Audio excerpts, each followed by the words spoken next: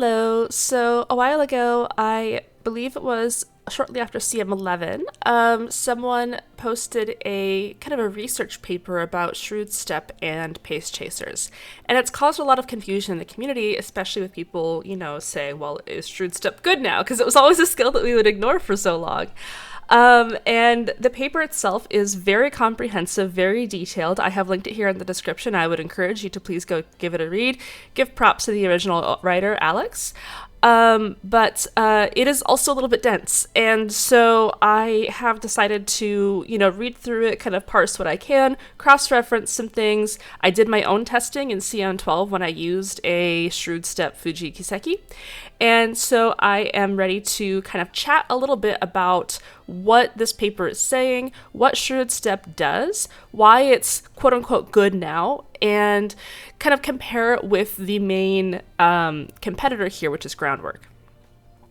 Now, notably, Shrewd Step is a pace chaser only acceleration, and Groundwork can be used on any strategy. But when Groundwork is not being used on a front, there is a little bit of nuance there.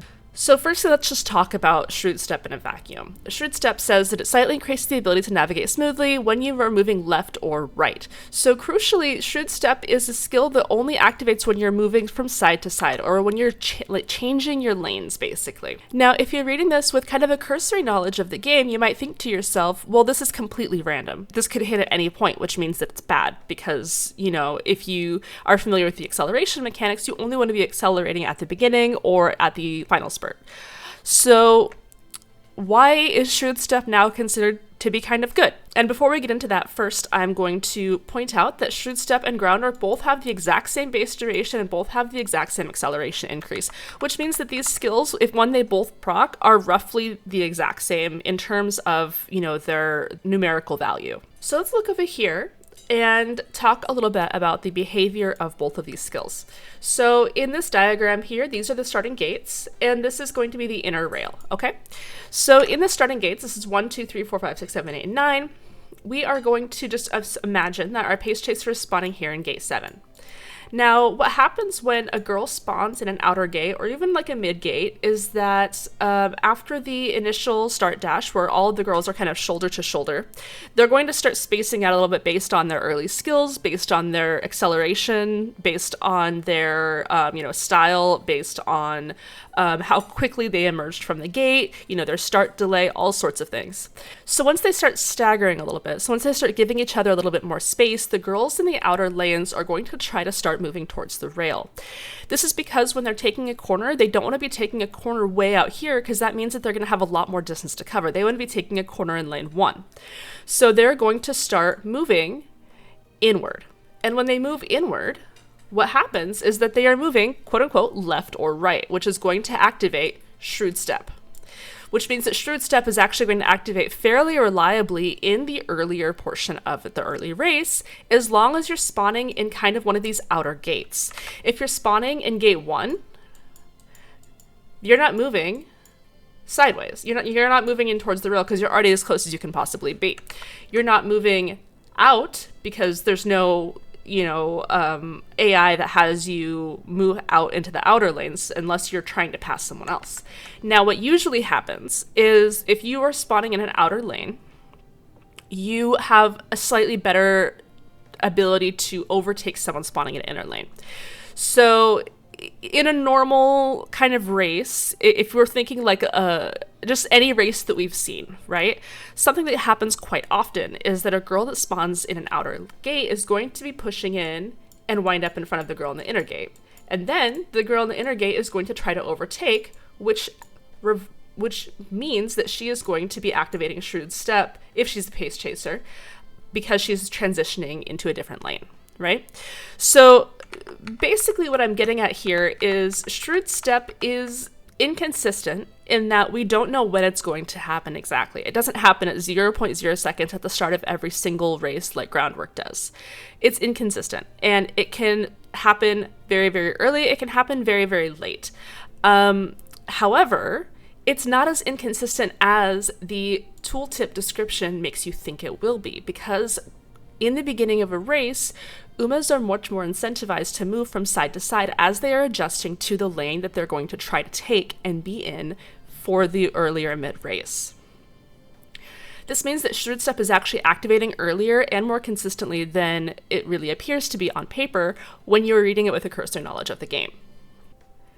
And now you might be thinking, okay, but Groundwork activates at 0.0 seconds, and Shrewd Step activates, according to the paper, in a median of 4.3 to 4.8 seconds. 4.3 to 4.8 seconds, which means that Shrewd Step is going to be activated later than Groundwork, and so you don't get that initial acceleration bonus that just from getting out of the gate and going from 0 miles an hour to your median leg speed. Why is Shrewd Step good if it's activating, on average, about 4 to 5 seconds later than Groundwork is? If Groundwork helps you to accelerate to your early game speed, Shrewd Step activates too late for that to actually be a possibility. And for that, we're going to be looking at more early race mechanics. So when we're looking at early race mechanics, particularly when comparing skills like Shrewd Step to Groundwork, one of the biggest things that we have to contend with is PDM. Now, PDM is a race mechanic that I think some people will be familiar with, especially after CM9, but basically PDM is called pace down mode. And it occurs when an Uma gets too close to a frontrunner or basically the designated pacemaker of the pack. And the designated pacemaker is usually the Uma who is currently in first. So during the early race, a lot of Umas are very, very close to the frontrunner, to the Uma who is, first. Because, they're all starting from the same point, and the frontrunners have to create this gap between them and the rest of the Umas, or else, the whole concept of styles doesn't actually make any sense. So basically, when the race is starting, all of the Umas, everybody on the map except for frontrunners, are going to be in this pace down mode because they are being held back from catching up with and overtaking fronts super, super early in the race. Now, this pace down mode, you may have heard, can be overcome with a funny skill called Umastand, because Umastand will activate very, very close to the starting gate, right? And the closer you are to the starting gate, the more likely it is Umas will be bunched up, which means the more likely it is that Umastand is going to fire. Crucially, Umastand is a velocity skill. It is going to increase your target speed. Only velocity skills will break you out of PDM. So Umastand is very, very good because it's a velocity skill that can hit very early in the race. It breaks you out of PDM. It allows you to speed up faster compared to Umas that are still stuck in PDM. This is why we're going to see Umas like Agnes Digital or Goldship be very dominant in CM13 because they can break out of that early pace down mode in order to position themselves much better in the early race going into the mid race. Now, you may have noticed I said velocity skills will break you out of PDM. Acceleration skills like Groundwork and Shrewd Step do not.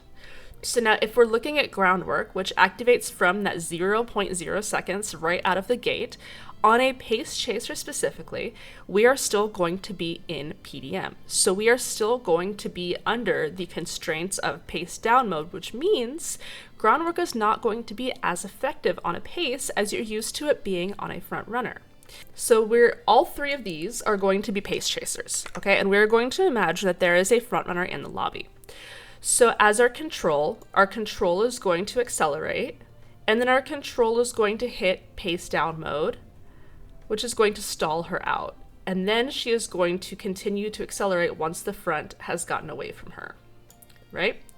So this is the general curve that we're going to see because from here to about here, our Uma is going to be in pace down mode. They are going to be too close to the front to be able to accelerate fully and get into a good position.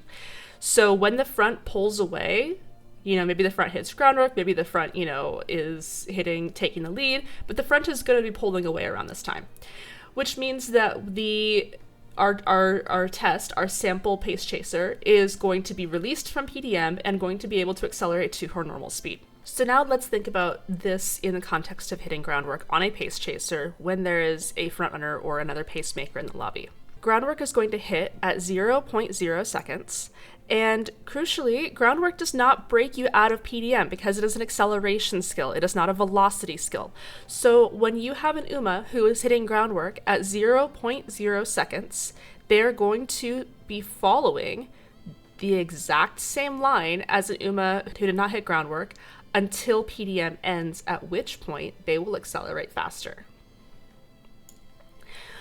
So groundwork is still good on pace chasers. I don't want to get into groundwork is actually bad. You know, groundwork is still good on pace chasers because you still get some duration out of it. It's just that the duration that you get out of groundwork is less than you might otherwise think if you are thinking about pace chasers in the way that you're thinking about front runners. So we can think about this as the groundwork duration is leaking into the part of the race where they're actually allowed to excel to their target mid-race speed. Now let's look at Shrewd Step. So as we've discussed here in this chart, Shrewd Step is usually going to hit 4.3 to 4.8 seconds into a race. It is going to hit when an Uma is trying to move sideways towards the inner rail, or when an Uma is trying to move around an Uma who has blocked her. Okay? So Shrewd Step is not going to activate at 0.0 seconds. So an Uma that hits Shrewd Step is going to be following the same trail as the control and the groundwork Uma, except Shrewd Step maybe activates right here. Let's just say this is about 5 seconds in.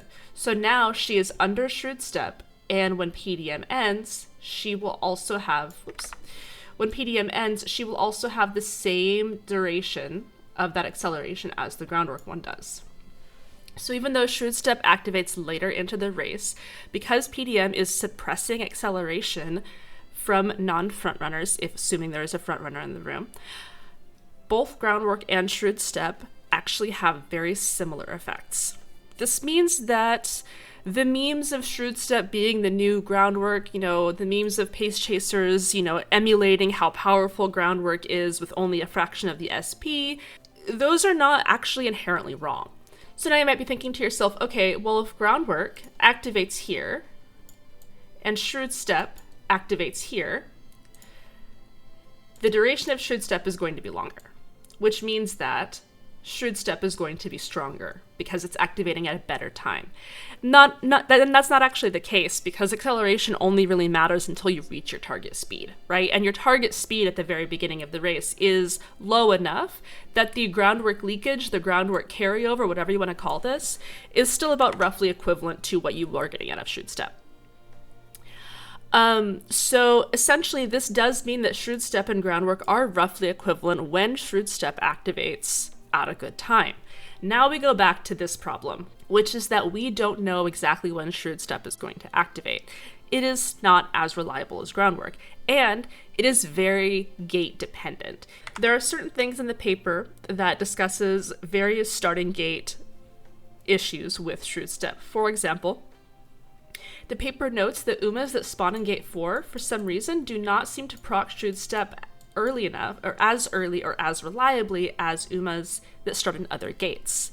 So the paper concludes that Shrewd Step and groundwork have a median of a roughly equivalent gain depending on the distances of the track. So groundwork tends to be a little bit stronger on longer tracks, whereas on shorter and medium tracks, groundwork and Shrewd Step behave roughly similarly.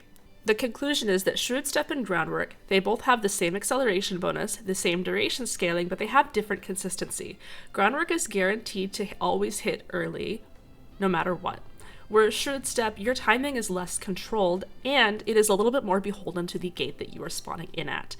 Which means that basically, you can consider the skills as roughly equivalent, but if you're looking for extreme consistency, groundwork is still going to be the play. The paper does talk about some of the limitations of the testing that they did. The testing was conducted in a controlled environment, which means that Shrewd Step's consistency may be slightly overrated in the paper. Additionally, they were not testing with a runaway charioted lobby, and they weren't really testing with a lot of variations in different pace chasers, different numbers of frontrunners, so on and so forth. For example, different lobby compositions might prevent an Uma with Shrewd Step from being able to move in because maybe there's an Uma right next to her that maintains her tempo the entire way through. Or maybe in a runaway charioted lobby, the PDM release would be earlier because the runaway would break away a little bit faster than all of the other Umas. That kind of makes Shrewd Step a little bit more up in the air. So I don't want to say, yes, Shrewd Step is 100% equivalent to groundwork. However, if you have Shrewd Step, it is going to be a nice additional bonus acceleration for a pace chase, so that will activate fairly reliably at a good time. All right, so here I have an example where you can see exactly what Shrewd Step will be doing. This is a lobby from my CM12 rooms, and this is going to be a lobby where we are looking at Fuji Kiseki, who has Shrewd Step. Fuji also has Groundwork, but she did not proc it in this race, which is great because it gives us better data.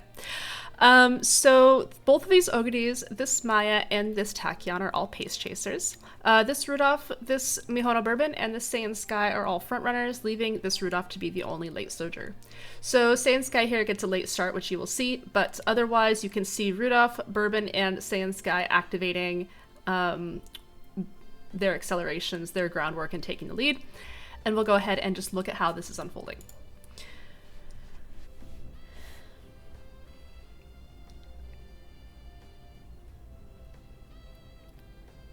So firstly here, what we're seeing is that Fuji is in fourth. She is behind Rudolph, Bourbon, and this Ogre. My Saiyan Sky late started. So Fuji is kind of fighting this Ogre here for fourth, and this Maya is a little bit behind her, and this Tachyon's a little bit behind her. But what we're going to see here is that she is going to go ahead and activate Shrewd Step right here. So this is where she activates Shrewd Step. And right here, she is still a little bit too close to Rudolph, who is the pace setter right now. Rudolph is the Uma in first place. She is a front runner. She is the pace setter. So Fuji's a little bit too close to her. So she activates Shrewd Step, but as you're going to see for like about a second, she doesn't do anything with it. So Fuji is going to just kind of keep the similar pace as she is being slowed down by her pace down mode. So she is still behind all three fronts. She is still behind this Christmas Ogre, but she is ahead of this Tachyon and this Maya. So we'll keep our eyes on Fuji here and see what happens. Here's Shrewd Step, and she is kind of at a similar pace to that Ogre. And here we go. She is going to start accelerating now because now the Rudolph is ahead of her enough to where she is out of that pace down mode. So what you're going to see is that she's leaning forward more, she's pushing forward ahead more, and she's going to be covering more distance here. So she is pushing ahead of this Ogre in order to get a better slot, in order to, because of that Shrewd Step, basically. Now, there is a lot of caveats to this because Shrewd Step is such an inconsistent skill. Right, so the kind of research paper that was published said that the median of proccing Shrewd Step in their lobbies they found was 4.3 to 4.8 seconds, which is about a perfect time to exit pace down mode. So as you saw in that video that I showed, Fuji proccing that Shrewd Step, I think she procs it around 5 seconds there, helped her to carry that acceleration into where she could actually accelerate, which allowed this kind of chart to happen. Now, when I was using my Fuji Kiseki with Shrewd Step, I was noticing that in a lot of my rooms, again, I did not do 2,000 rooms, I did 80. And I haven't reviewed all 80 of my races. I've reviewed about, 25 to 30, trying to look for good examples of this. But I did find that Fuji tended to delay Shrewd Step by a little bit longer than 4.8 seconds. Which I think is partially due to the fact that there were just more pace chasers in my lobby, and so Fuji could not move to the side as easily. I will say that in this paper, they tested against 2 frontrunners and 2 other, three pace chasers total, 1 control, 1 groundwork, 1 with Shrewd Step, and 2 frontrunners, which kind of simulates what we would hope to be like an average paced lobby. But in my real lobbies in CM12, there were a lot more pace chasers, and sometimes Fuji just could not move to the side, so she did not activate Shrewd Step until much later. I didn't run 2,000 experiments, I ran 80 races, and I really only analyzed about 25 when I was gathering data for this. So I did find that Fuji tended to activate Shrewd Step a little bit later, but I still noticed that it was helping her to usually get into a better position, specifically moving inward ahead of Umas that were closer to the rail than she was. I will say that, again, because of the lobby testing conditions that this paper used, I don't think that you are going to see results as consistent as the paper is suggesting in real-life champion meeting scenarios. This is because, for example, if you are in a room with no fronts, then you might not hit PDM. Maybe Groundwork would have allowed you to become the pace setter, and then Groundwork would have you accelerate perfectly.